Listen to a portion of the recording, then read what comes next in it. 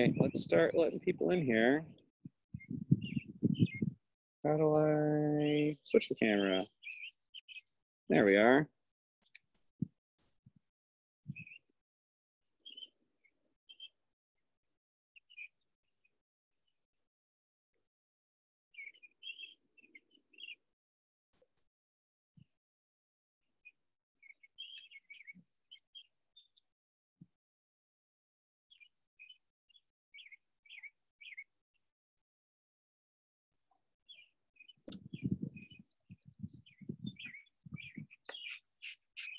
You all set? Yeah.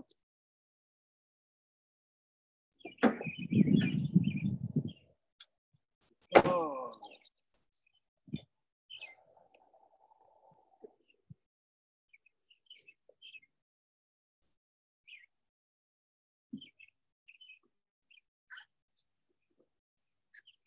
Okay.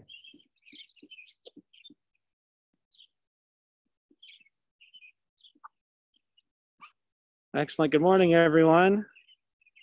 We're going to give it a couple minutes for everyone to jump in. It's a little windy out here today, so we're going to do our absolute best to make sure everyone can hear all right. Do me a favor, could someone quickly just type into the chat if you can see the video screen okay and you can hear me all right?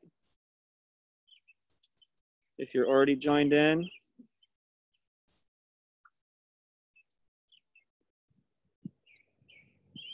Excellent. Thanks, George and Mary. I appreciate it.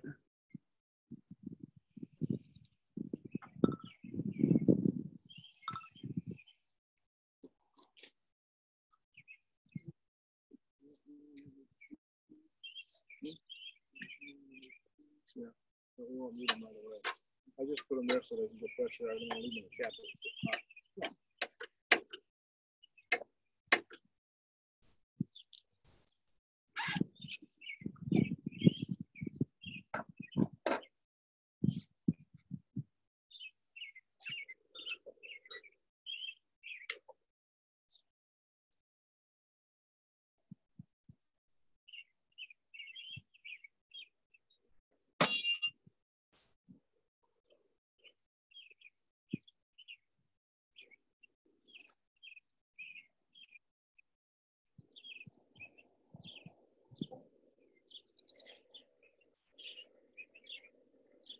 Hi, Danielle. There is audio. You should be able to hear us all right. If you're having an issue, though, feel free to comment in the chat again. For now, we're just still waiting.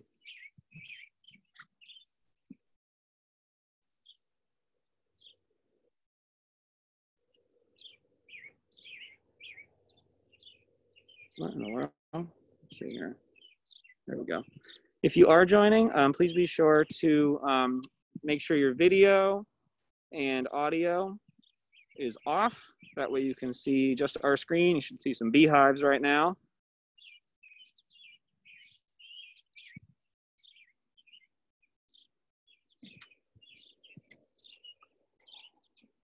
Danielle, are you able to hear us all right now?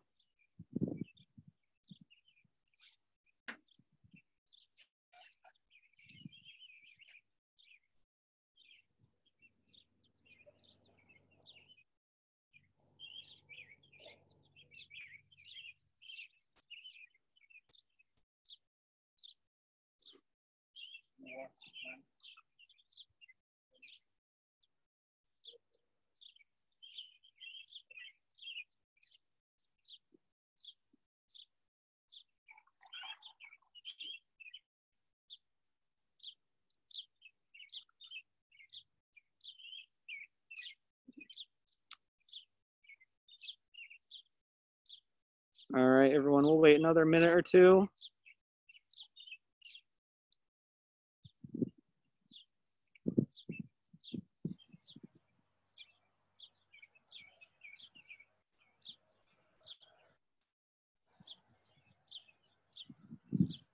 Up to 53.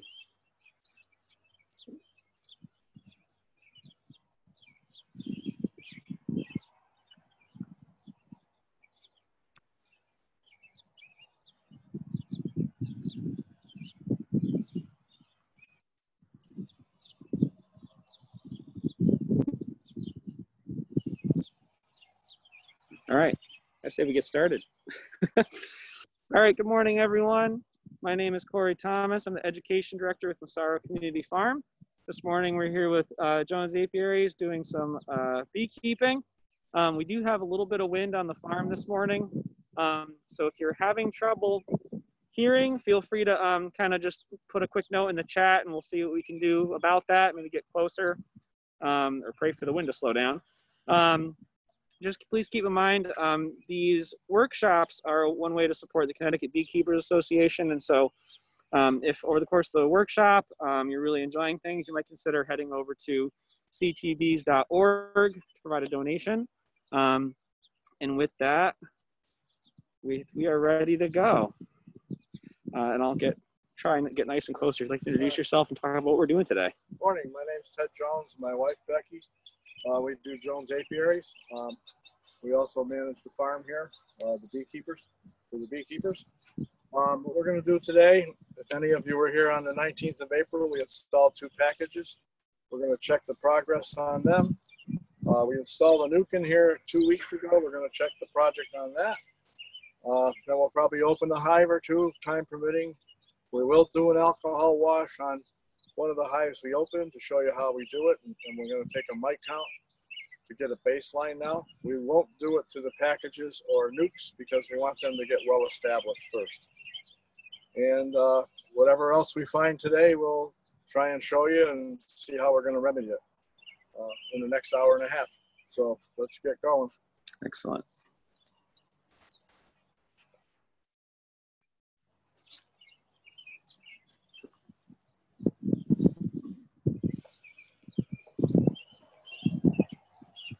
Okay, this was a nuke that was installed in the dead out 2 weeks ago. We're going to go in there and check the progress. We've been feeding them. They were installed on drawn comb already, so they should rapidly build up.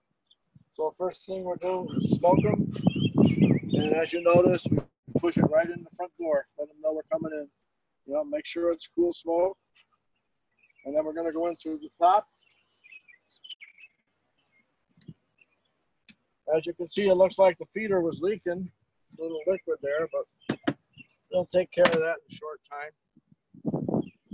We got the feeder here.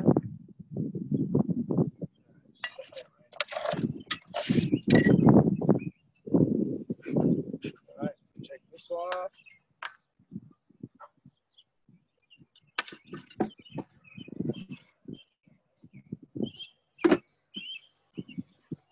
Little smoke up top.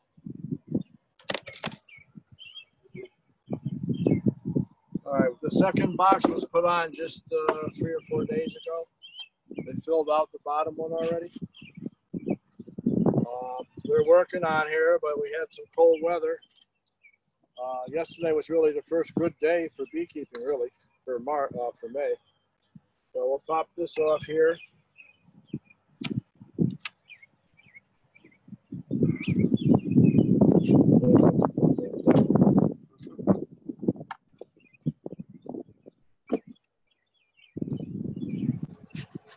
All right, as you can see, the bottom is pretty filled out. So that means they're growing, which is what we want. We always take the outside frame first. In theory, the queen shouldn't be on there. We'll scrape this burr comb off so we can pull the frames up easier. Some people save the wax and melt it down. We just put it there for now. So we'll pull the outside frame.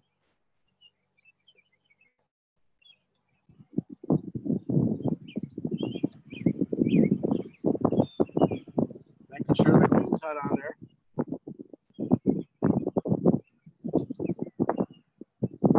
So this is capped honey from last year. We put that on the outside because bees don't like to work it. On this side here, I don't know if you can see it, they are putting pollen and the sugar syrup, open nectar in here. I'm going to set this aside because we don't see the queen. And we're going to just start going across and see what we find.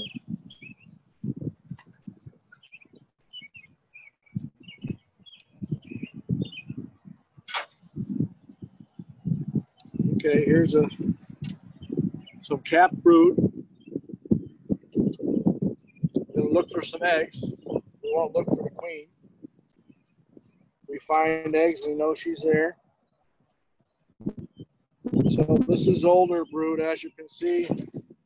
The center is hatched out already. So this is the outside. When the queen lays, she starts in the center like this and keeps expanding out. So this is the oldest here. If the sun cooperates, maybe I can get some eggs to see. Best way to look for eggs, put the sun over your back, shoulder, hold the bottom of the frame here, and just tip the light on something out.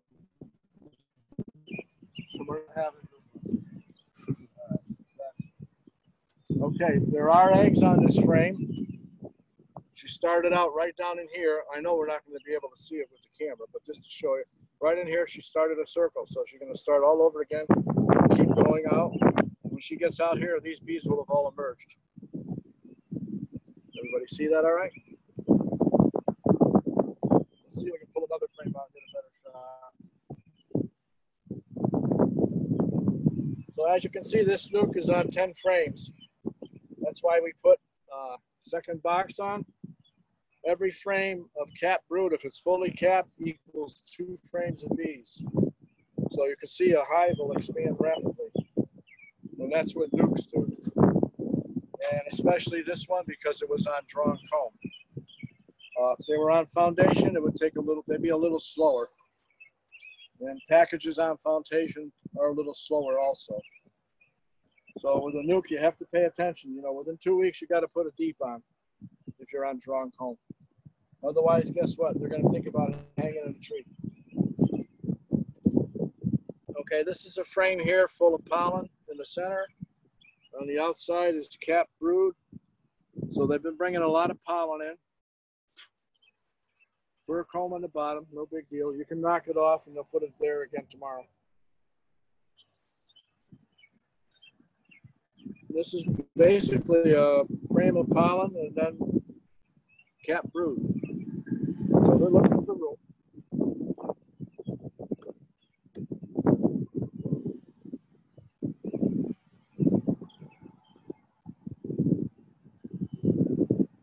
Capping a lot of brood. All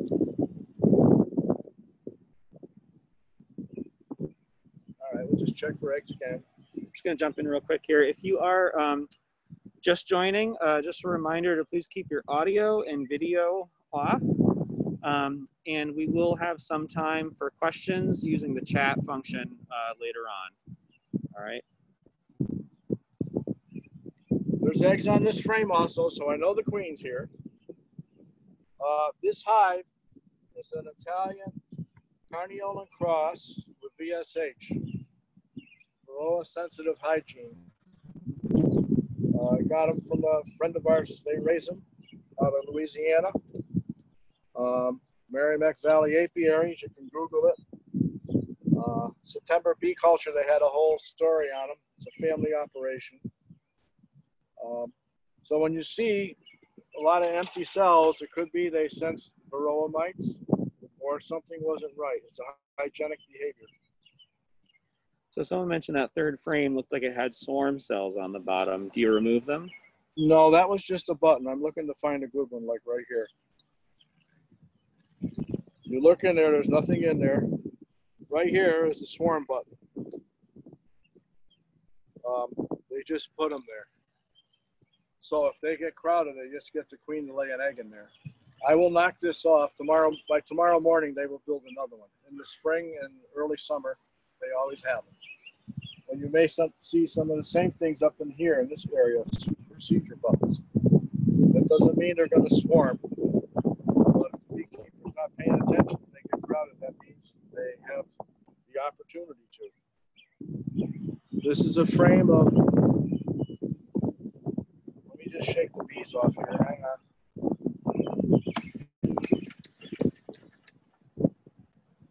Let's see, Corey, you can do this. All right. Can you see the white glistening larva? Can you see that on your screen in the cells? It's tough to tell. The screen is so small, but I think you can. Oh, yeah. Yeah. All right. You see the white glistening larva, C-shaped? That's what you're looking for. That means it's very, very healthy and it's been well fed. So these bees are taking care of their larvae. We're feeding them also to give them a food supply. So that's what you should see with larvae. And these will be capped probably in another day or two. And on the 21st day, they'll emerge. Okay? And here again, on the outside, there's eggs. So she's rapidly expanding here, and she's going to push it. She's already skipped this and pushed over here. So they're rapidly building, which is good. That's what we want.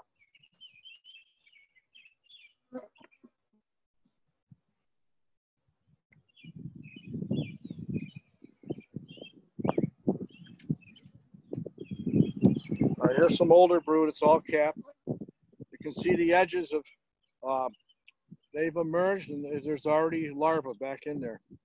So she's on a rapid buildup right now, which is what we want. These are drone cells right here. These are capped drone cells. They look like bullets. What's the white one on the end there by your thumb? That's just an open drone cell. I knocked it open. All right.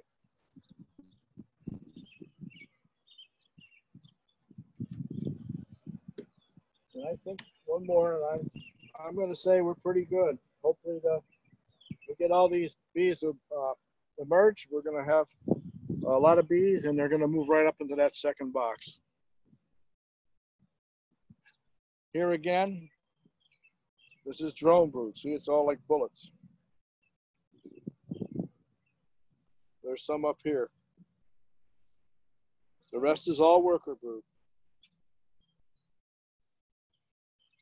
All right, we're going to close this up. They're doing very good. I'm going to see if they...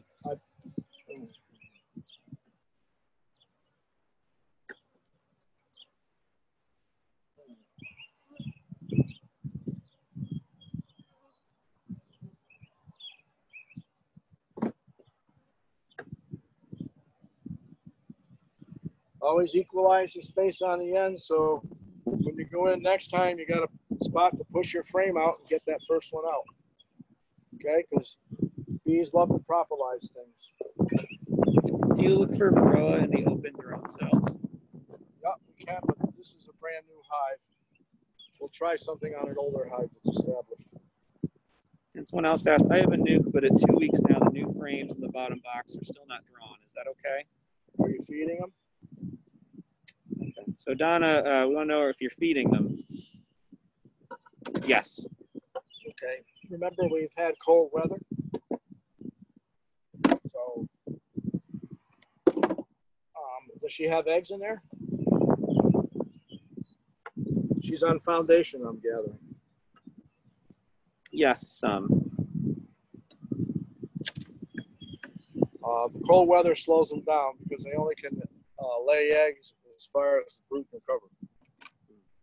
So hopefully this next cold snap will be the last one we have when we get in the 70s and 80s. All right, they're up here cleaning and polishing cells, so they're getting ready to move her up here.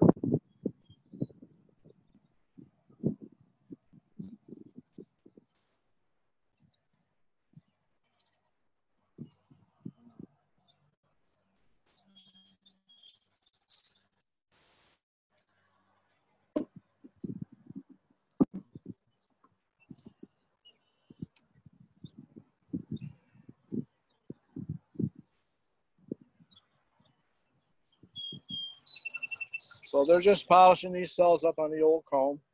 But you can see there's bees up here, so they're getting ready to push up. As more bees emerge down below, they'll come up here and work this, both sides.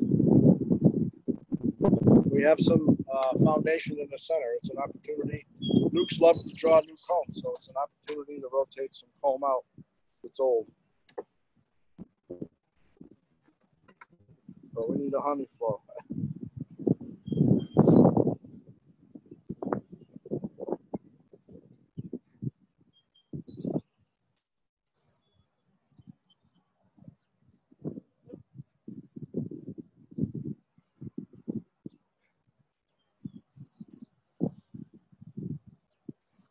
All right, there's no eggs up here. They're just polishing everything up, getting ready, which I thought. Just check one more.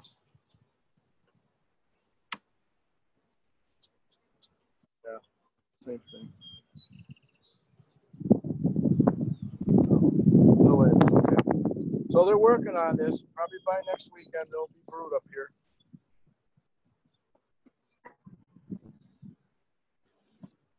So we're going to put it back together, put the feeder back on, and we'll go check our 2 packages and see how they're doing.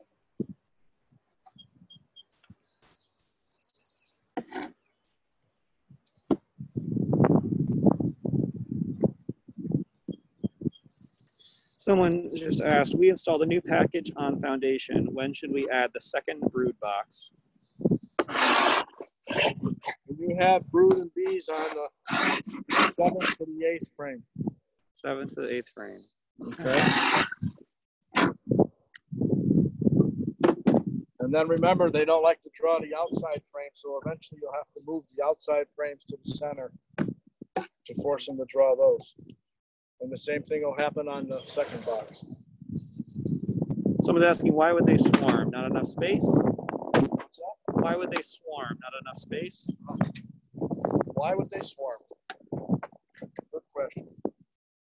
Number one, it's in their genes. It's how they divide. That's how they multiply. Dogs and cats have kittens and puppies. Bees, the colony gets big enough, and then they set the stage to swarm. They cast the swarm with the old queen, and they go establish a colony somewhere. They leave swarm cells behind, and that's the queen's hive. That's how they multiply. The other reason, they get crowded and congestion. Okay. There's nowhere for her to lay eggs. She emits a pheromone and sets the swarming stage and starts swarming. Here's the thing: everybody tries to prevent swarming. You can do all the things in the book they say and what people tell you, and if they got it in their head they're going to swarm, they're probably going to go. We have a couple here the other day. We found some swarm cells and we went and split them in half. They may still swarm. Okay. Remember, it's a natural thing. You know, it's not because you're a bad beekeeper. It's what they do.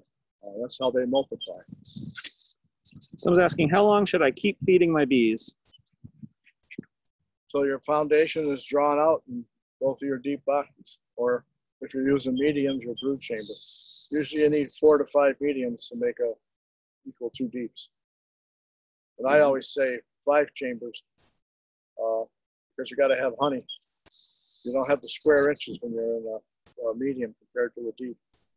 So the winter over up here, I always tell people 5. And, you know, other people do it in 4, but you know, this was a long and warm winter.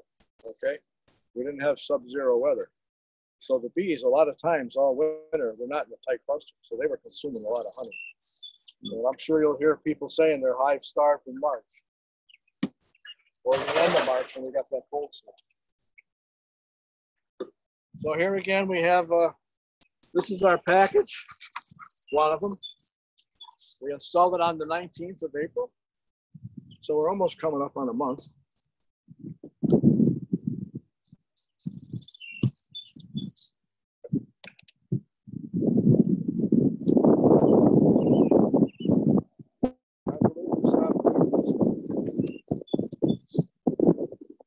Maybe it was too small. Oh, I guess we did. Put the frames on top and we ran out of room. So we're still feeding this.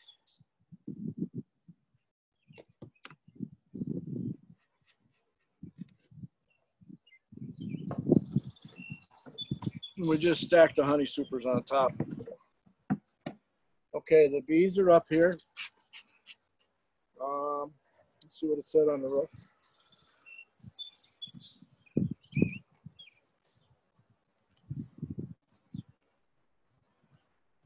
$429, we added the second super.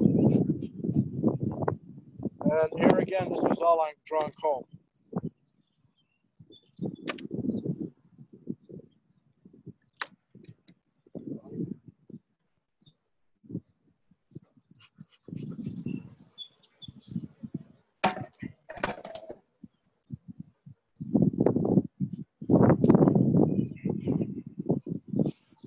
wait here. So they've been packing the syrup and bringing honey in.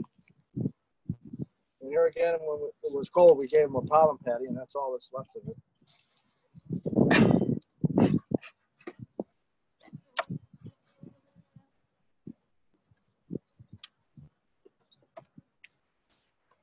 You had a couple questions here. If I split my hive, would they still swarm? They can. We were told 3 mediums equals 2 deeps. Okay.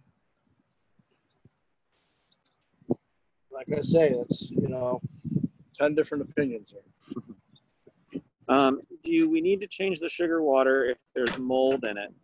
Yes, and put a tablespoon of Clorox in it when it's full of water, like sanitize it. Mold can give you dysentery. What's happened here on the bottom, there's no room for her to lay, and they moved up into the second story. So here's the brood pattern down there. That's a nice brood pattern. Okay, you see? Mm-hmm. I'll use my balancer. Now you see here, a lot of bees have been emerging.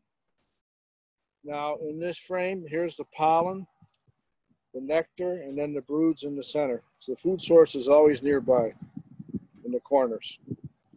Ring of pollen and the ring of syrup, or nectar if they're bringing it in.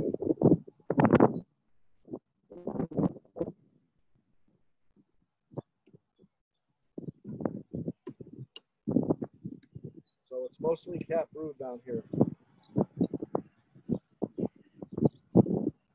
This has already emerged. There's ring of pollen, drone here. And this is drone brood here. Here's a purple-eyed drone. You'll hear that term. When you have purple-eyed drones, you can graft if you want to raise queens. This will hatch out in a day or two. I just pulled the eyes out. I killed it.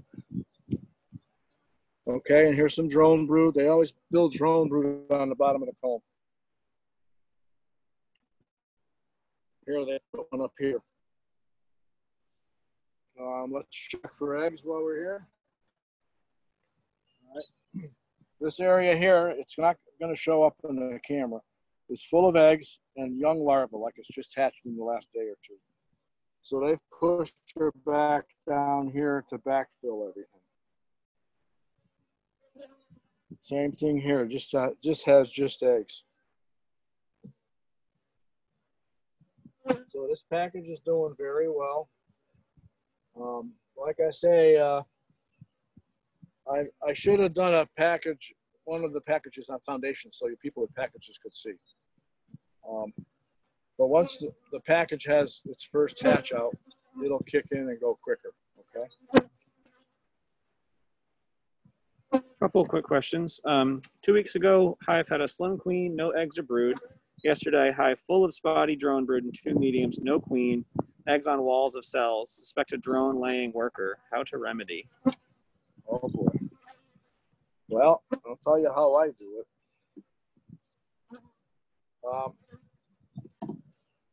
You only have one hive? Let's see. Kavita, do you have one hive? While I wait to hear back, someone said, I assume you don't worry about marking your queens? No, only if it's one I'm tracking. Okay. Kavita says 3. Oh, okay. Well, I'll tell you the easy way to do it. And a nuke. Okay.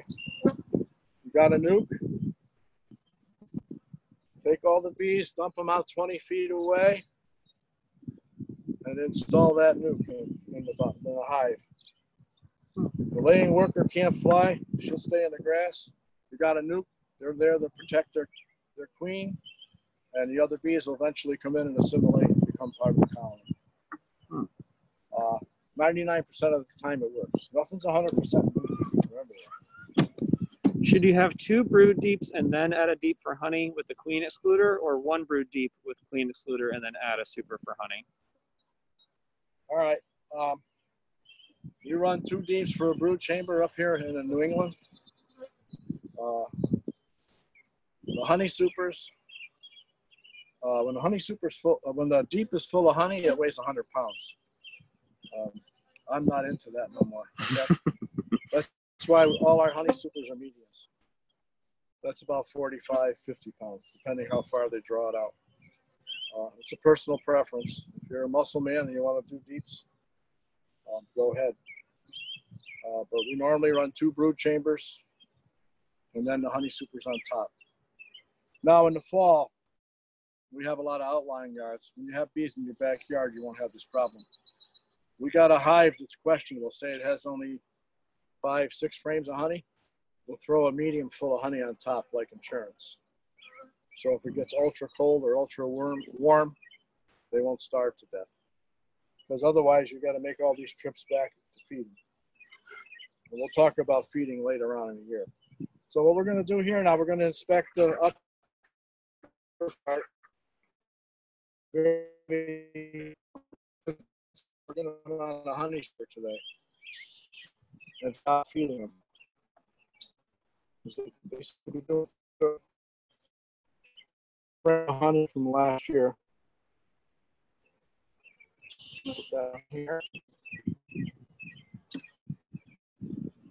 Because I believe after Tuesday it's going to warm up. And there's a lot of things in bloom. The honey flow is starting, but it's rather slow. I finally saw some white wax yesterday in the bee yard. That means you see white wax that there's a honey flow coming in. But we need the temperature. We need 75, 80 degrees to get the honey really moving. And as you can tell, we haven't had that this year. All right, here's the next frame in. So they've moved the queen up top because the bottom's full. And look we have some swarm buttons. Right here's one. Here's another one, but there's nothing there, nothing in it. Maybe in 2 weeks, if we don't do something today, there may be swarm buttons with something in it, because this top box is pretty full.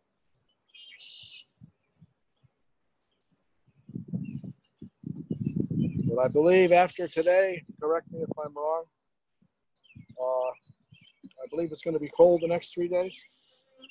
So we don't want to go breaking things up too much. Eggs and larvae here. So she's working up here. On this side of the frame is pollen and nectar or sugar water. So they're getting ready to put her on this one also.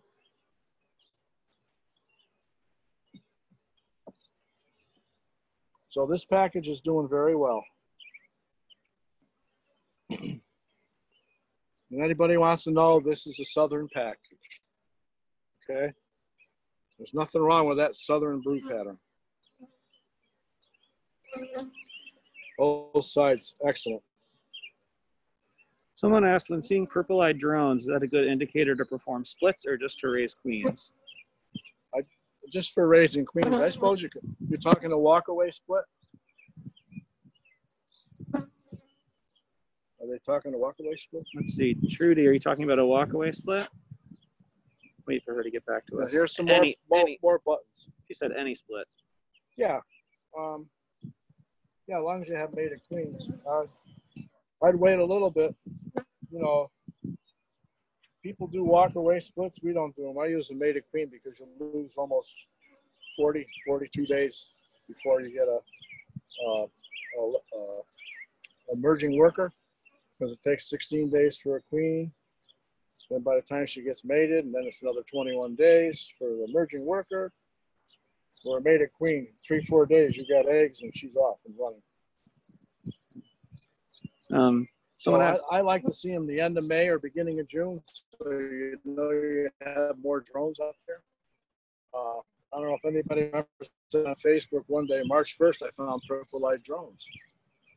But the thing is, it was cold, so the drones weren't getting out and flying. So if you had a queen, she's not going to get mated because nobody's out there, and she's not going to go out there. So it's a catch-22.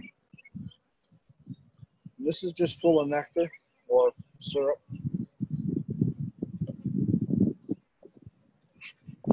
If someone has 2 new hives on foundation and one hive drinks twice as much as the other, is there any concern? It seems like a healthy hive.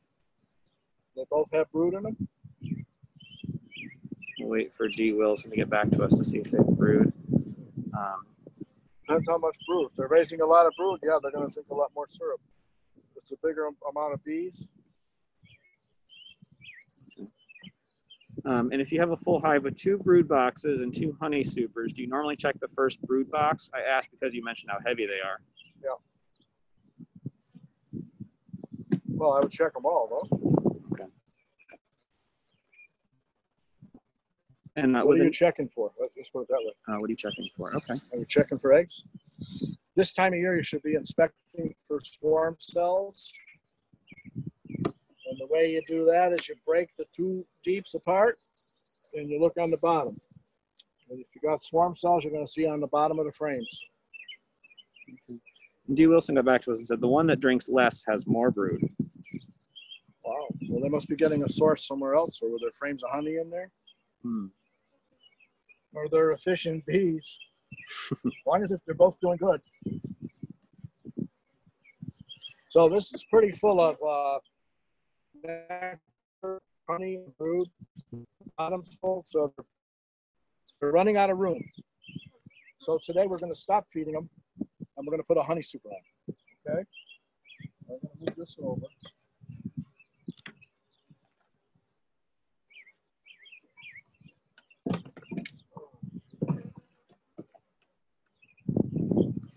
And one other question. Someone asked, with a new nuke, would it be wrong to open hive today to ensure enough food for the next 3 cold days? Well, are you feeding every day?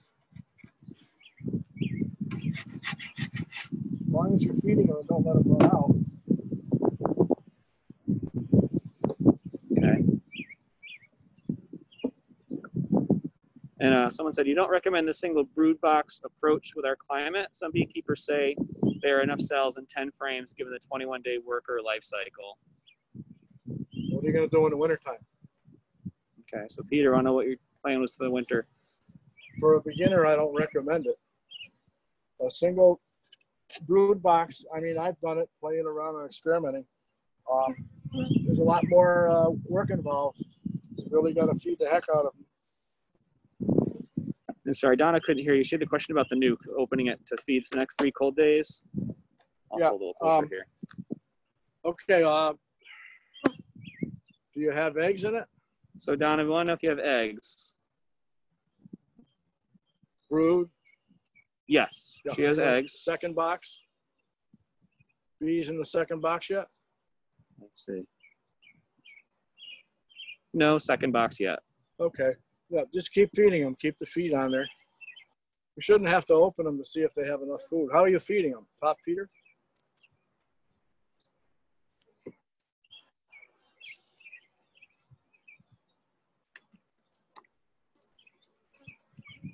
Let's give Donna a chance to get back to us. Yeah, it's hard to answer. I know, right? Top feeder, I pour 1 quart in. Okay. Yeah, just keep the feeder fed, keep it going. So we put a box of comb on here. We come back in a couple of weeks, probably 2 weeks. If they've got this partially filled, we're going to pick it up and slide another box in, probably with foundation and comb. It's called bottom super. That's if we get some warm weather. It all depends on the weather here. Weather is a big factor. So if there's no questions on this hive, or if I haven't answered your question, we're going to move on. Someone just asked if we use queen excluders. No, I don't. That's another thing, 10 different opinions. We don't use them. The only time I use them if I'm trying to requeen a hive that's nasty. When you got a nasty hive, it's hard to find a queen. So I put a queen excluder between each box, and I come back in 4 days. Where the eggs are, that's where she is. And then you narrow it down to find her. And someone asked, feeding them is just for their survival, or do they make honey for the super as well? Well, feeding is their source of food. We're feeding 1-to-1 sugar, which is the closest thing to nectar. When they sense the nectar flow, the queen lays more eggs and the bees draw more wax. Bees need carbohydrates to make wax in warm weather, okay? We're lacking the warm weather, so that's why you don't see a lot of wax drawing, especially with the packages. It's been a slow process. You get warmer weather, you're going to see things really jump into act. Excellent. The other thing I use queen excluders for, if you got a skunk problem, make a ramp out of a queen excluder. Skunk goes up there, lays down, and then the bees come in and stick them on the belly. And that solves your problem. If you're making cut comb, that's a whole other feature. You would use a queen excluder so you don't get brood in your cut comb. But for honey production, we don't use it. All right. This is our other package from the 19th.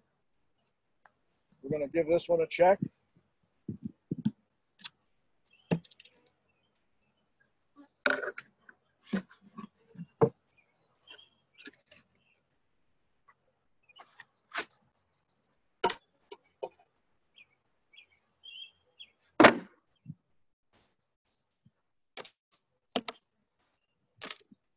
You see this has some black mold in it. That's going to have to be taken off and washed. I mean, it won't kill the bees, but it's not healthy for them either.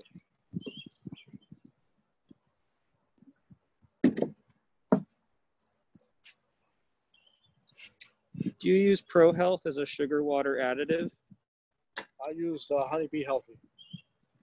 It's a stimulant and it also prevents fermenting. All right, we got bees up here, but we're going to go to the bottom. And what we got to do?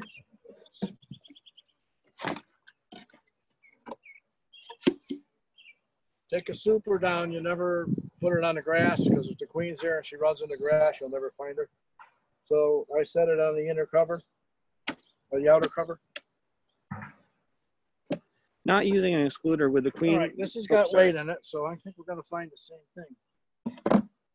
What was that? Sorry, someone asked. Not using an excluder would the queen not lay in the super? Well, she might.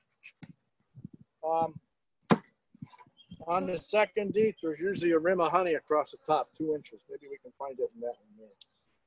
Might be a little early yet, but once the rim of honey is established, she'll never cross it.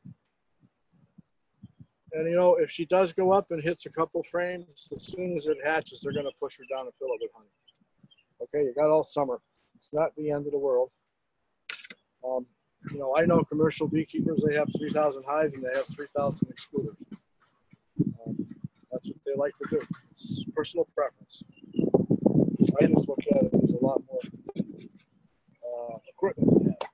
And you said that to wash the black mold, you mentioned bleach can be used to clean it out? Yeah, I fill it up with cold water and put a tablespoon of bleach in there and dump it out in 24 hours. And we'll sanitize it and kills all the bacteria. It's bacteria and mold. And you said that product name was Honey Bee Healthy? Honey Bee Healthy. It's a stimulant. And it prevents it from fermenting. Okay, there's nobody on this frame. I'm going to set that right there. I'm going to go across it. This one's going to be ready for a honey super too.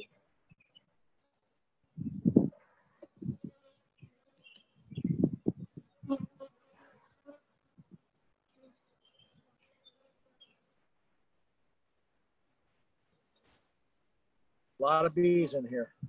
Now you see this right here? This is burr comb. They just like to build it on the bottom. Okay? You can scrape it off, but I always would smoke it.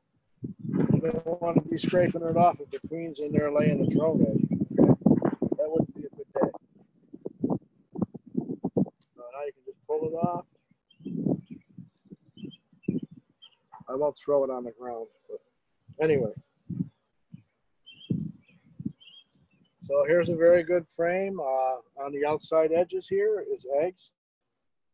This is all cat brood. There's not many misses. That's a pretty good pattern, I think. We'll take it. This side here is, the center is, you can see right here, In the center, it's full of pollen. And then there's pollen out here on the edges. Maybe we can show a better picture of that.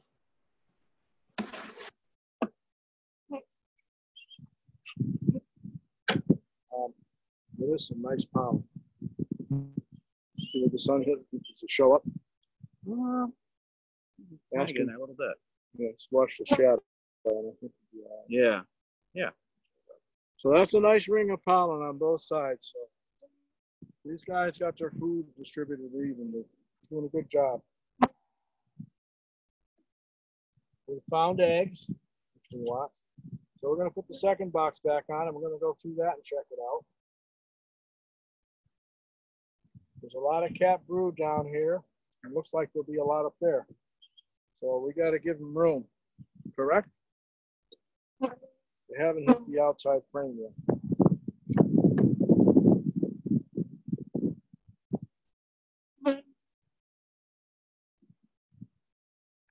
Someone want to know how often for an inspection for nukes? Well, for nukes, I wouldn't touch them for 2 weeks, just so they get established. This is my opinion, okay? Because you don't have to see if the queen's released. The queen's there. You've got 5 frames of bees and usually 3 to 4 frames of brood and a frame of honey.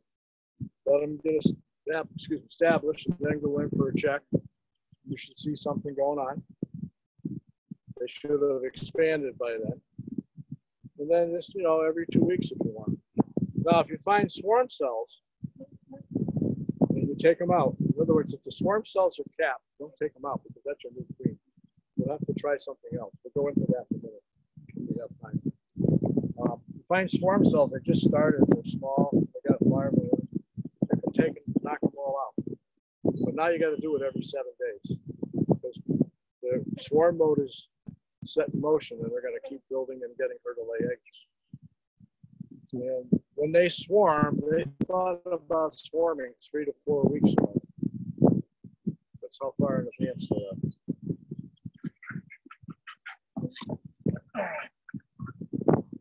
Yeah. I got some serious stuff in here. Your workout for the day? Yeah. Someone want to know, I have a couple hives with 2 deep brood boxes. My introducers are at about 4 inches. Should I consider removing the reducer totally with warmer weather? 2 boxes of bees. A couple hives with 2 deep brood boxes. So it sounds like amongst a couple. Full of bees though. So Peter, are they full of bees? And someone wants to know, when would you move an empty outside frame to the inside? When you're pretty full on top. We can do that today up here. Okay. Yes, full of bees, Peter says. Yeah, rip it off. Get a honey super on there. There's a frame of honey from last year, but they really haven't touched it. No queen.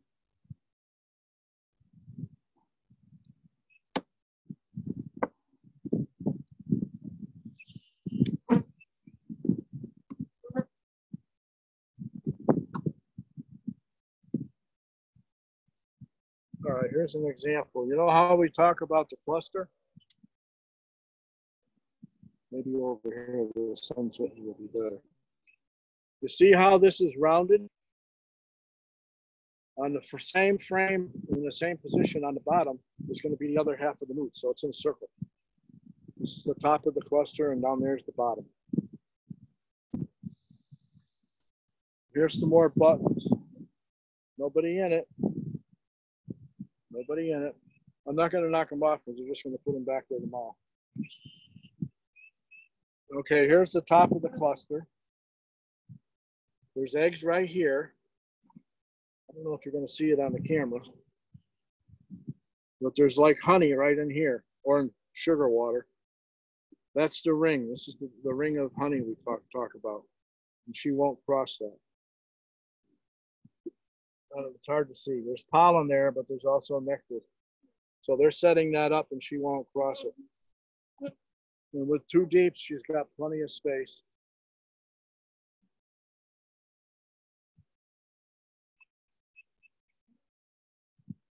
So the person that asked about single deeps, it's a whole nother style of beekeeping, okay? if you're a beginner, I wouldn't recommend it. Learn how to run 2 deeps and manage them properly. In Canada, they do it. They do it up in Canada. But they also wrap them and they put 4 in a group. It's a different style. I mean, if you want to play with it and do it, yeah. But, you know, learn a little more about it. All right, here's some drone brood. Here's a better view of the ring of honey here. Just knock these off.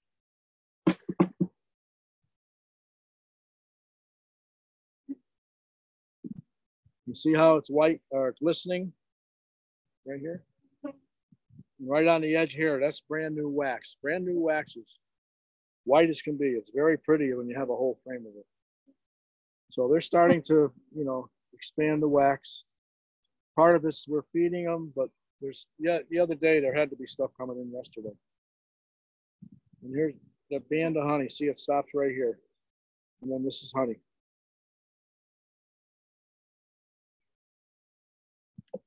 Check one more, and then we're going to put a frame in. Somebody asked about putting a frame in the center.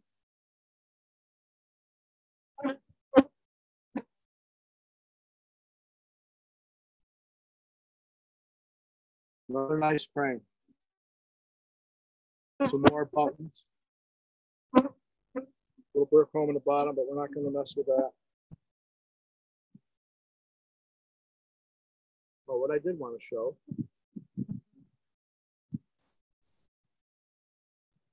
Somebody asked about drone brood for mites.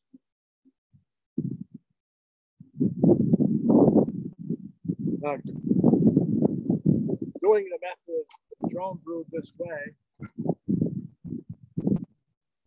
it's not an accurate way to rely on your mite. The real way is with alcohol. But you can take your scratching capper, you go in, and then you lift it out. There's no mites there. If I saw mites there, I'd do an alcohol wash right away. Okay. We can go in a little farther.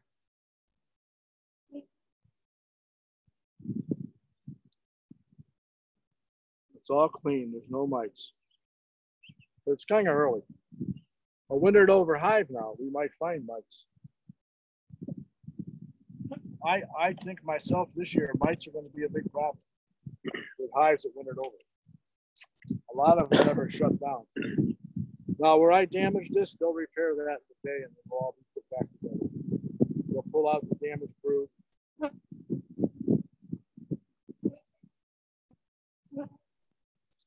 So somebody asked about putting an empty frame in.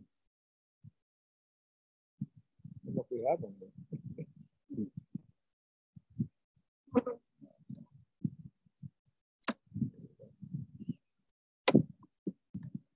All right, here's an empty frame. So what I'm going to do is there's plenty of bees in here. They can keep it warm.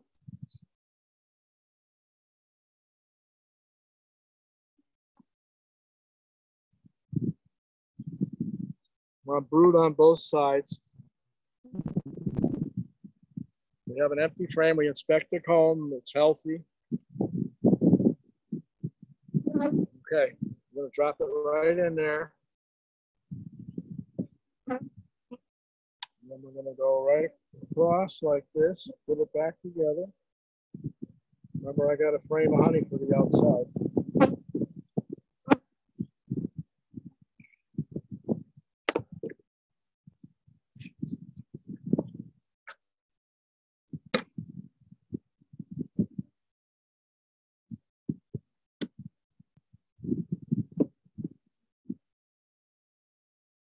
Space them equally.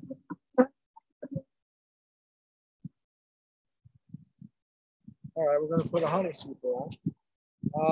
Yeah, Becky, can you bring one over?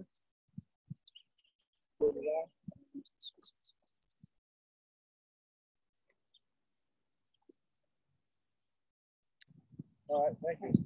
So what we're doing here, we put some foundation in the center. All right, because we want to expand our supply of honeysuckle. So we take one with all drawn comb, like here. Well, that's almost drawn. That's drawn on that side. That encourages them to go up, and eventually they'll draw this out. The other thing is, you always want your foundation close to the brood nest.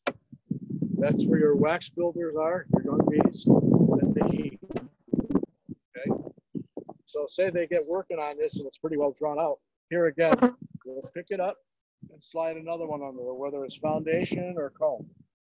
And you're only going to draw foundation on a honey flow. Okay?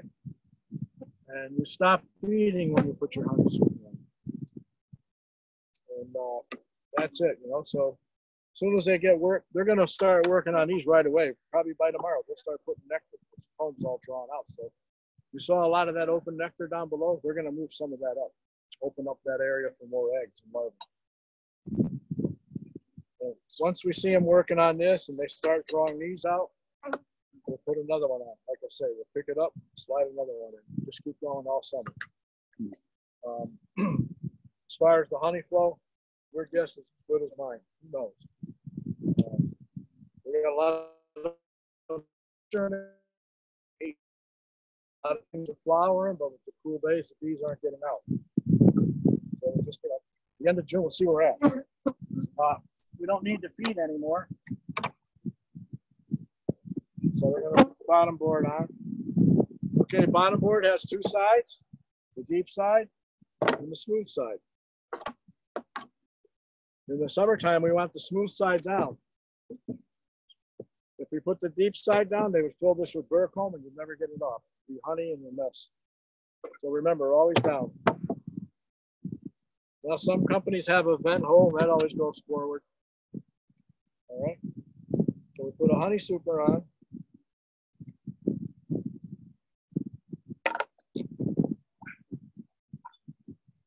And then when we put the cover on, we push it forward so all the space is here. So there's a circulation of air on hot days. So I'm going to write on the cover now. I didn't write it on that one, but I have to go back. Today's the 16th, I believe. Checked. Right, just write checked. Okay, no, nothing else. Added honey super. So when we come back in a week or so, we added a super, we'll know where it should be. Then made progress. And that all depends on the temperature. A couple questions while we're in transition. Yeah. How do you sanitize your hive tools, and do you have different tools for each of your apiaries? I hit them with a blowtorch. Blowtorch, excellent. This one here, because it's not my apiary, I hit it with a blowtorch before we started. And someone asked, what would be the alternative if Kavita did not have a nuke? So that situation we were talking about before, with dumping and 20 feet away. Yeah, well, you got to have some brood. You can dump it 20 feet away, but you got to have some brood to introduce a queen. Okay. Ideally, you should really try and make a nuke. Or if you have another hive, dump all the bees out and pile that deep on top, and the bees will sort it all out. And you may even put brood up there for you, and then take it off in a couple of weeks and introduce a queen on the hive stand. Put it back where it was. When would you reverse? It's very hard to do. Let's do it that way. Got it. When would you reverse your deeps from top to bottom? If I was going to do it, it'll be earlier in the year. But if they're on the bottom, you don't need to reverse it. Okay. Remember, I talked about the basketball, the big circle. If they just started on the bottom and I reverse it, I put the bottom part of that basketball on top now, and there's a space between them. You get a cold night, the bees are all going to go down below where the main loop part is. And these bees up here, the brood's going to get chilled. You just killed part of the hive. If they're already starting to lay eggs on the bottom, just let them be. Very seldom do I reverse. It's a mechanism, a tool, but 99% of the time, the bees are going to push it down when they're ready.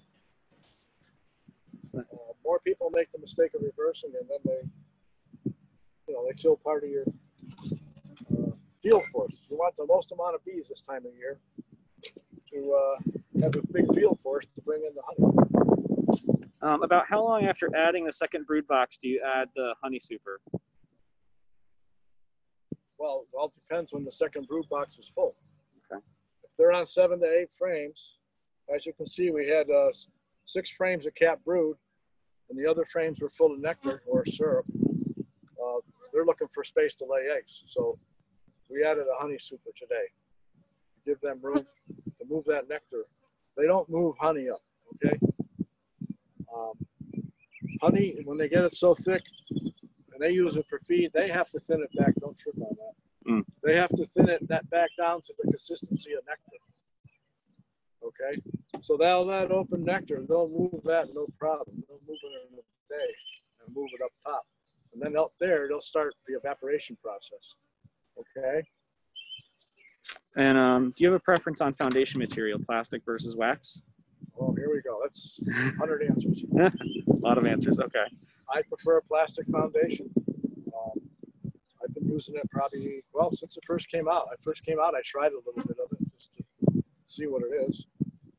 Number one, it's time. You know, I can do 100 frames in about an hour and a half, putting them together and snapping the foundation in.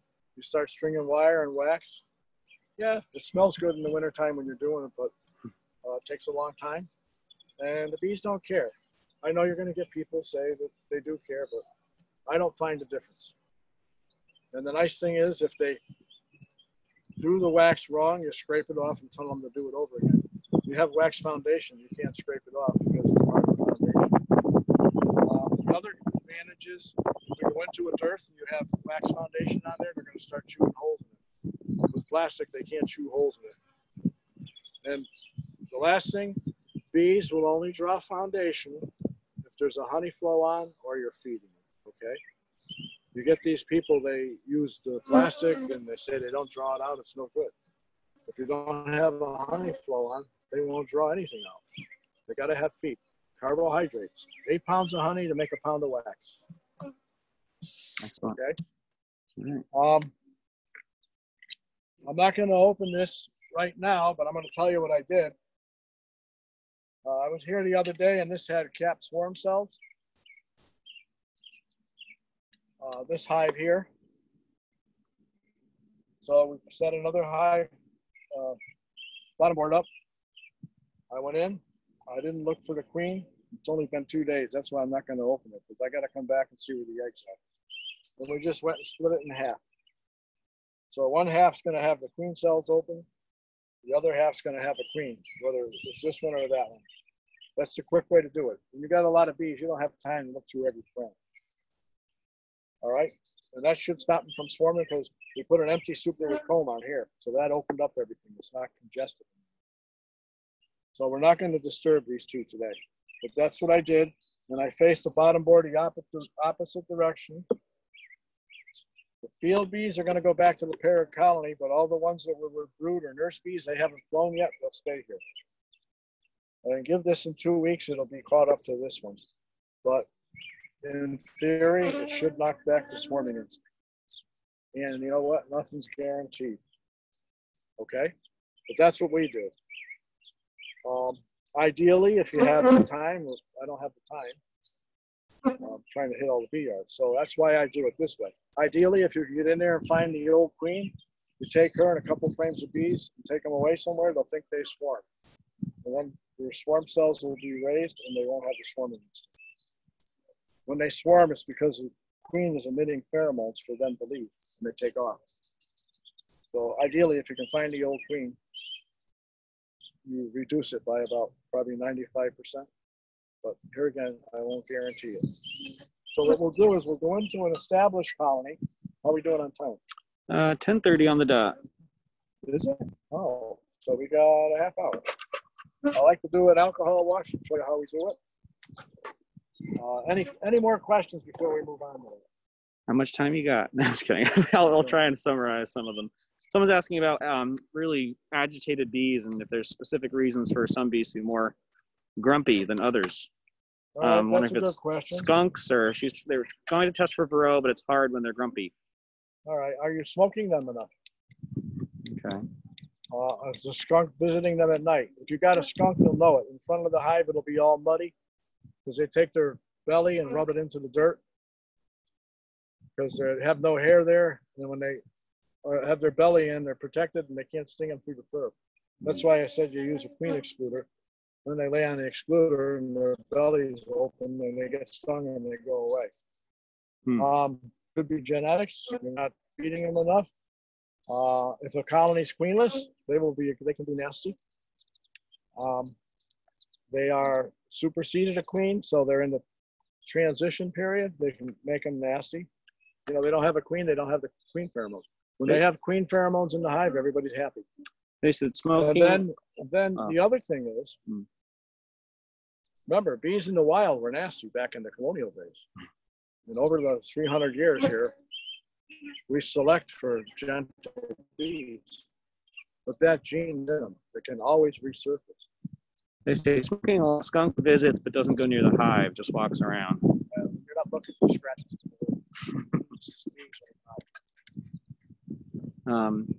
Trying to consolidate some of these because there's so many. One says, one hive likes to use the slot in the inner cover and enter the hive from the top. Is there any concern? Should I pull back the top cover to close off or let them be? No, let them be if they're not bothering anybody. Okay. Just make sure you don't have robbing going on. Do you ever use frames without foundation? Nope. Okay. A lot of people do, I guess.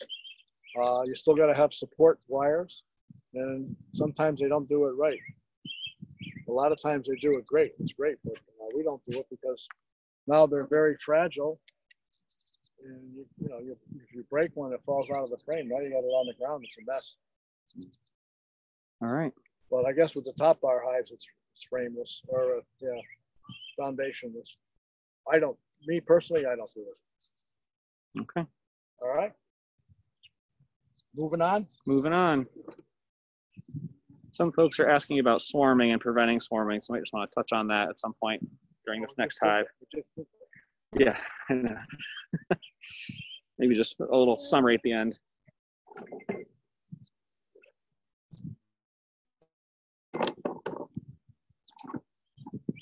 There's another hive. We made another hive out of it. We did the same thing. We broke it apart and switched them over. So for a while, there won't be a lot of flight because they're all their species. All the foragers went back to the parent colony. But it'll come around. But I don't want to disturb it because it's only been 2 days. I want to wait 4 or 5 days and then come back and see where the eggs are. Okay. So I think we'll do a sampling on this hive.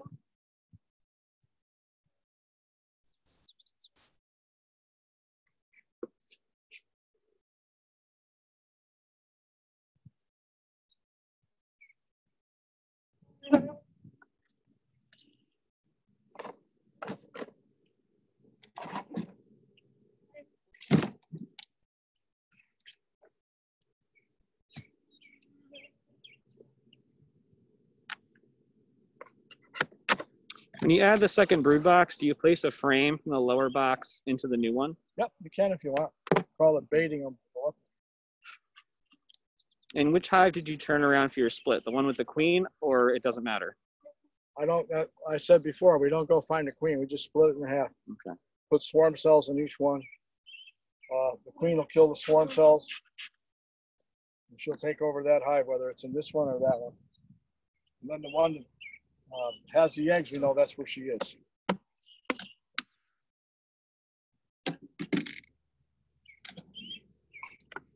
Oh.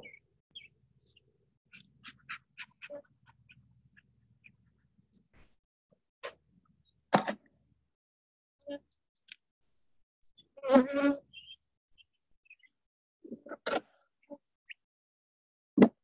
going to come around the other side, yeah.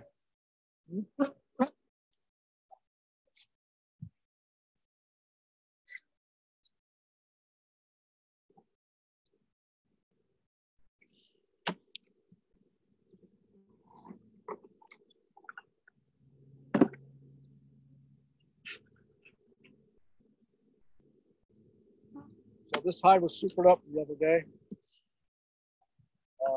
A lot of bees in it, but they're not really doing much for it. Like I say, we need warm weather.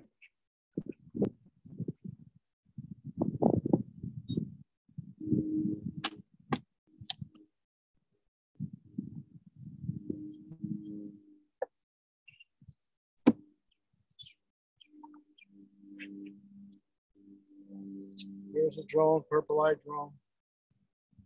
Anybody wants to see it? They broke open the cell. Mary, thanks for asking about donating.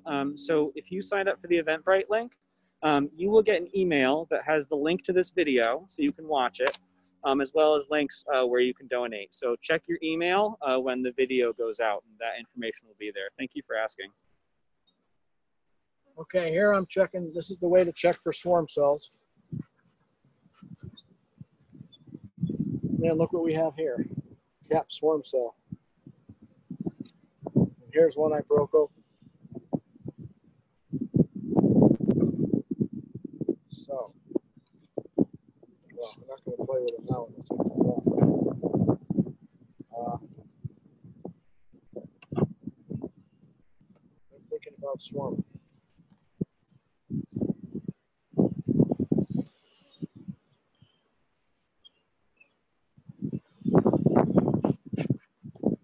Yes, this will be recorded and sent out to everyone.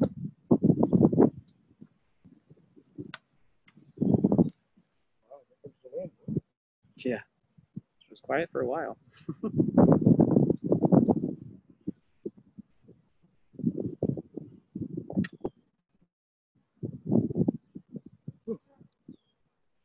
This one blew in.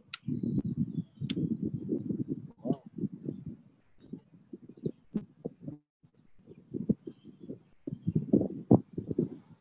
Looky there. There's the queen. We're going to take the queen out. Hey, Beck, grab me a white meat box off the truck. Where'd she go?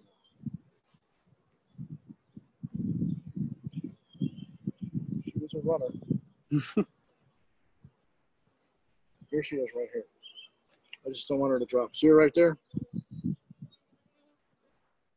That was luck. Well, we're going to stop the swarming here. Pump everything out of there.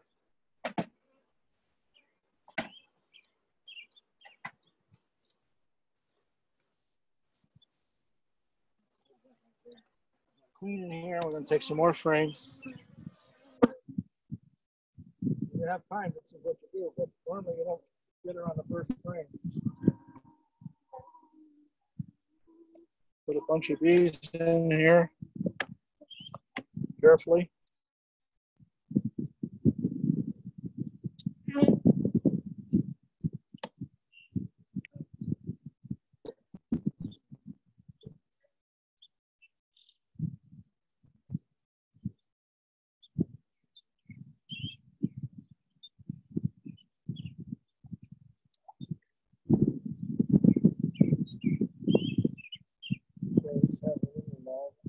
Do swarm cells also form on the bottom deep?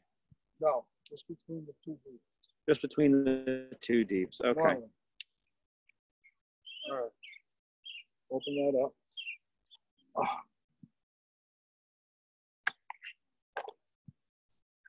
Okay. Put those frames in. That two.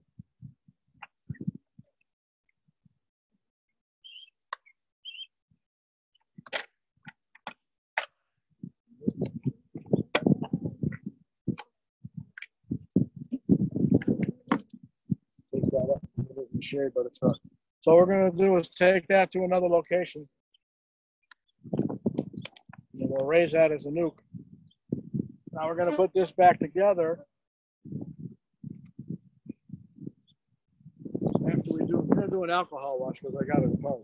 That's what we started out with. That was luck, finding the queen. When they get ready to swarm also, a day or two before, they stop feeding the queen so she loses weight so she can fly. That's the other thing. So what I want to do, I use a bite shaker here. I came out with that a couple of years ago. We used to use it with 2 jars welded together. But I like this way. It encourages more hobbyists to test for mites. Use isopropyl alcohol. Yes, we kill the bees, but it's only 300.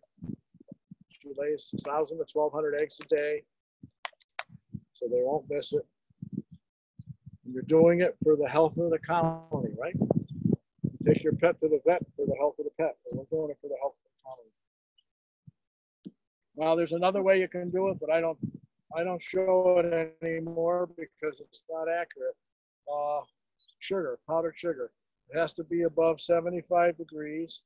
And I'll take your bees that you had in powdered sugar and I'll dump them in alcohol and I'll get another 4 or 5 mites. So this is the recommended way. But you can do it the way you'd like, but please test. Because when you don't test, you're raising mites and you're hurting everybody around you.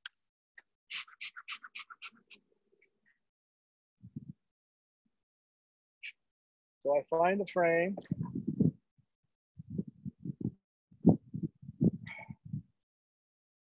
I got bees on it, some drone brood, there's some worker brood, and there's larvae. So mites hang around the larvae because they know when they're going to cap it, that's when they run in. And that's about all the bees you need on the frame. So this was solid, I'd shake half off, okay? And it's easier to find the queen and everything. So you get your jar ready.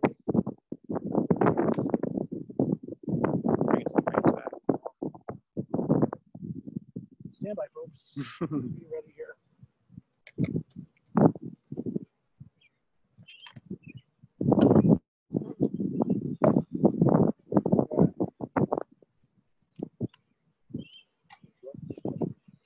All right, I got a quarter cup here. It's a half a cup of bees. Half a cup is 300 bees. They had some grad student do a project on that. It could be $2.99, $2.80, $3.10, but the standard is a half a cup. When they do research, they want a quarter cup, so that's two quarter cups. All right, so we have our frame of bees we picked out. We've searched for the queen. She's not there. Okay, we got a mixture of everything in there. So you see how many I have on there? That's not that many. You don't need. You could even shake some more off if you want. Shake a little more off. All right. I use a Rubbermaid or a dishpan. Rubbermaid's nice as plastic. I'm going to bounce it. And then you're going to go like this. And they'll all bunch up in 2 half cups. 1, 2. Put the cover on. Put the rest back in there. Going to screw the cover on so it doesn't get cross-threaded. We're going to shake for about 2 minutes.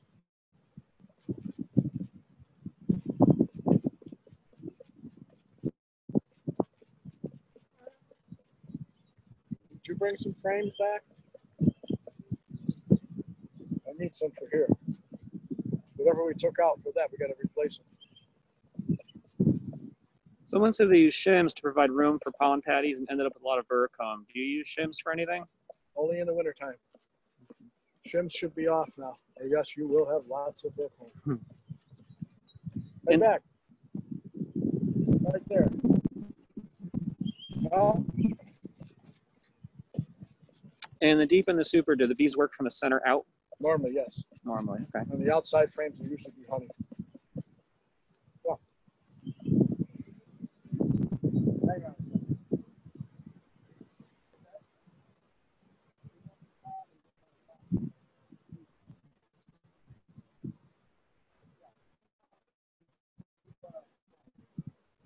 Mix it up a little. Yes, that's our water. All right, 2 minutes up yet?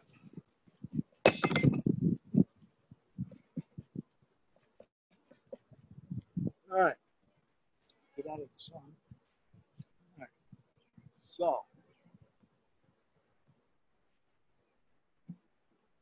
I see 1, 2. 2 mites. So for 300 bees, what's that, 1%? They go by 100 bees. The total we're allowed with 300 bees is 9 or 3 mites per 100 bees. So we're safe. If we did it by 100 bees, it's 1 mite. I don't think your camera's going to show it up. No, a little too small. No. Someone Anyway, does anybody have questions how we did that?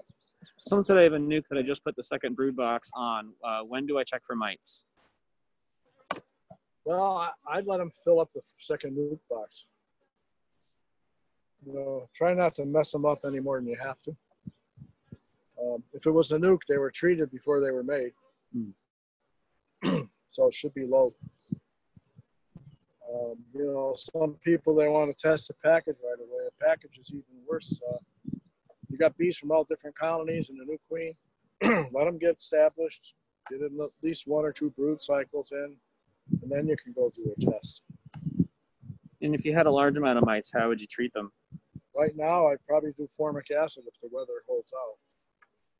Otherwise, you'd have to use Apivar, which takes 42 days, and you can't have your honey super on.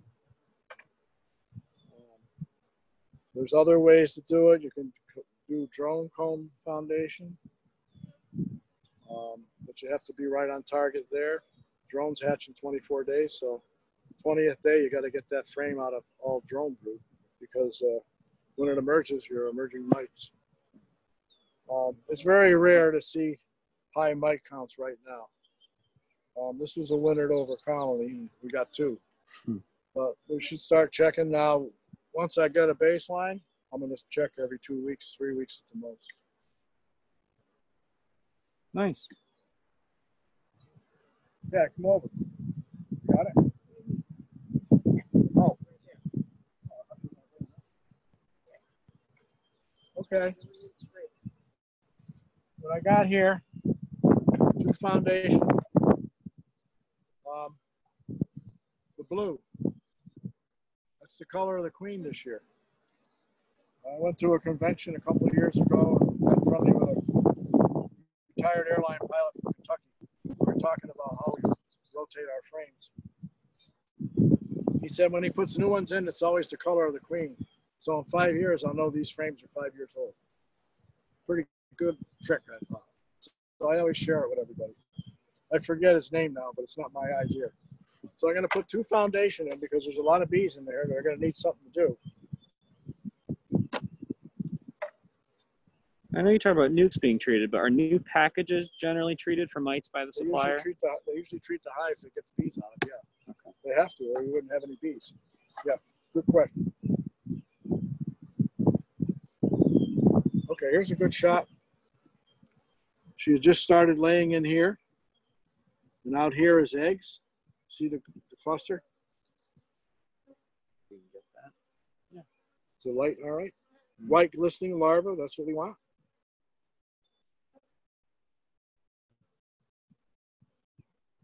Put this back in here.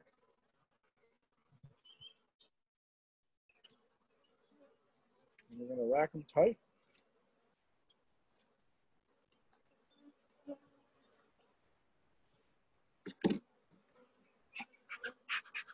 Got pretty good flight now too. Any questions? Any other questions? Once again, I apologize if I missed a question over the course. I think I tried to get to most of them here. Yeah, well, it's hard. They kind of come in waves. All right, we're going to put this back together. It's kind of overkill for the honey supers here, but there's a lot of bees in here, and when the honey flow starts, we want to have a place to put it in. Will you requeen that hive? I'm not going to because there's queen cells in there. Let nature do it. All right. There's tons of bees, and there's lots of brood, so there shouldn't be much of a shutdown.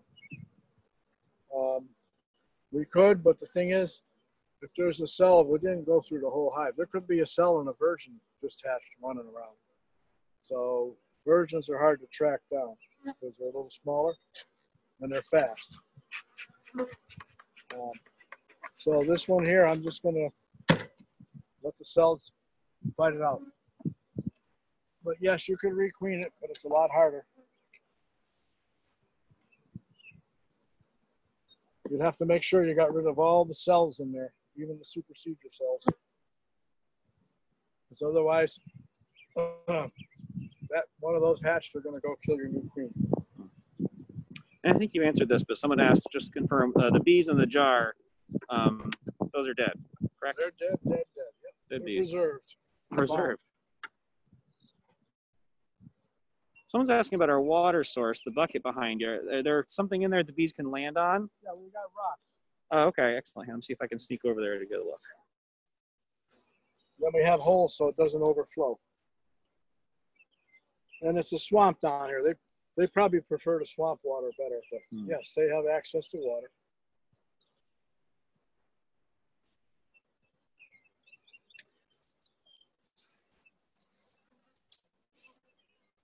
All right, finish putting this back together. Marta, I'm going to see if I can find your original question in here. I want to show another thing. What you can. Oh, yep. Sorry, let me sneak over here. Come over here rather than stand in front of the hive. Ah, good call. Now, when you're drawing comb, you got to have 10 frames, okay, of foundation. After you extract the honey supers once, you can put 9 in. See, we have 9 here. You equally space them. What happens is they draw the wax out farther, and there's more honey in each frame. But you got to have 10 to start. You saw that other honey super we put on, there was 10 in there, but we put 4 of them as foundation. So when we extract in the fall, next year we can take out 1 frame and we'll have run 9. Then it gives the bees better space to go up and down. Okay? But never do 9 frames with foundation. You will have a mess like you wouldn't believe. Okay? Some people run 9 frames in their brood chambers, but I don't.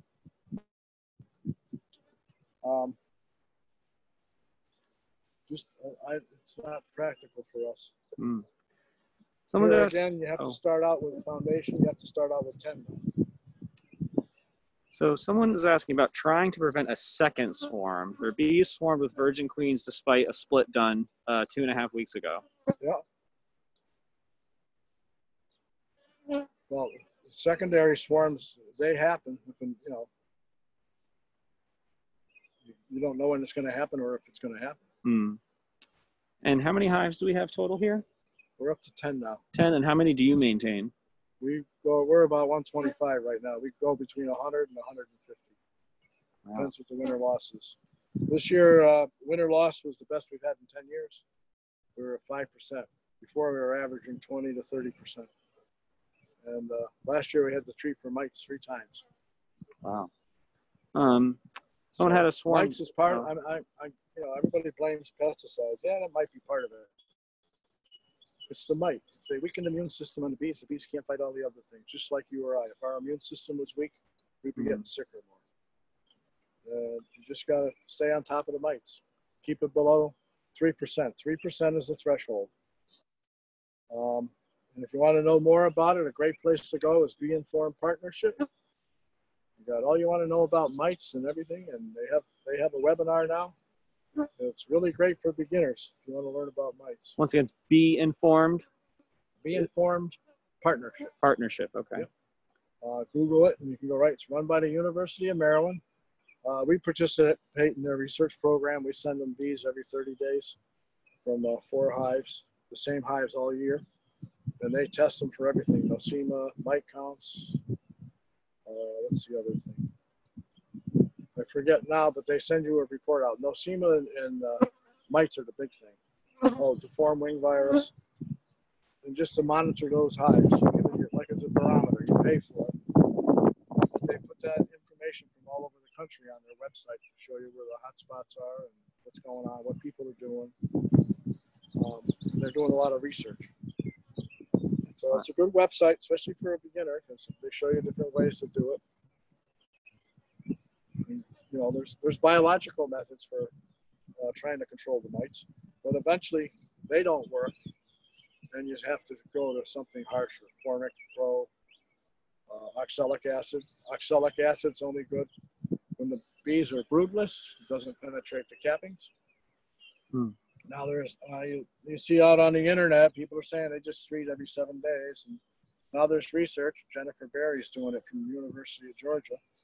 When you do it that much, you're damaging the exoskeleton of the adult bee. So you know, let the researchers figure out what to do. Don't be guessing. You start guessing, you're going to hurt your bees. Use the approved methods. That's why they get paid to research it. Someone had a swarm 2 days ago. Do I want to feed that hive now till it builds up? Oh yeah, you want to feed that swarm, they may leave. Got to give them a food supply. Okay. And you took out the queen before. They swarm. Is there another queen in the deep? There's cells. Cell. You're going to have to finish. Well, 3 of them were capped, so somebody's going to emerge and kill the other 2 or whatever's in there. That's a virgin now. She's going to go on a mating flight, and then she'll be the queen of that colony. Someone else asking about removing queen cells, leaving only 2 so the hive which swarmed can raise new queen. Well, I leave them all there. You know, the reason they make so many is like insurance. What if something fails or something happens to it? And do you try and always requeen with local queens? We don't, no. Okay. We can't get a supply of them. We get our queens the 1st of April. They come from Northern California. New World Carniolans are what we run in our colonies. We've been doing them 25 years now, and we're very successful with them. They're a gentle bee. This has a mix, like that's a VSH queen up there. The 2 packages are Southern queens. They're a cross between a Carniolan and an Italian. And the rest of them are New Worlds. I don't believe we have any captured swarms in here. No, they're all either New Worlds or the packages were the cross and then the VSH queen up in the back. A little mixture of everything. Great. You know, Connecticut queens are great, but they can't raise until later on. Probably right now they're raising if anybody's doing it. I mean, if you're a hobbyist and you want to raise your own queen, you find a super seed cell when you're in a hive, put it in a nuke box with a frame of brood and some bees, and you'll see it. It'll hatch, it'll go out, it'll have eggs, and grow it. And there's ways to raise, if you want to raise 3 or 4 queens. Queen Essentials, Larry Connor's book. He'll show you how to do it if you just want to raise 2 or 3 queens as a hobbyist. You know. Great. All right. All right. This one.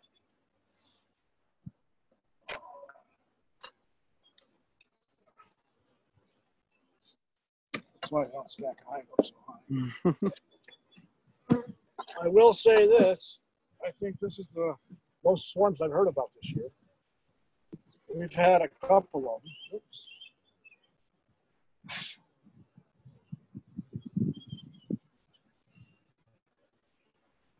So there's a lot of swarms. Don't think you did something wrong.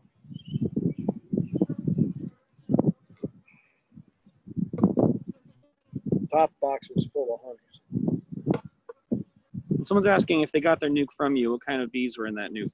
Those are Carniolan, Italian cross, with VSH.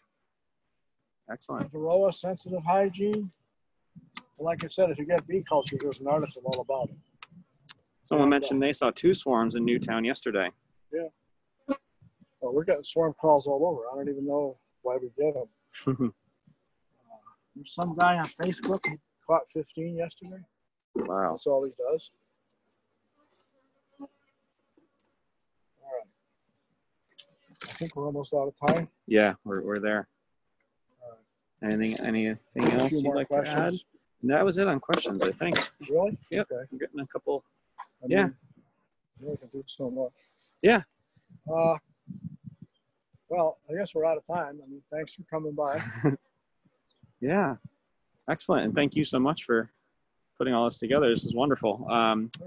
Excellent. So everyone, let's see if I can. Next week, we got another one. That's how to make a nuke without finding a queen. Yes. An inspection. I don't know. Things are opening on the 20th. I don't know if that includes farms. Yeah. Just stay on the website, check. Sarah will let us know. Absolutely. Yeah. So we will, you folks will get an email from me tomorrow that include the details of the next couple of workshops, both beekeeping and other farm workshops. We're maintaining virtual workshops for the time being, but looking forward to when we can have on-farm workshops again. So once again, thank you so much for joining. Really appreciate all the participation. And we hope to see you next time. Have a great day, everyone. Be safe.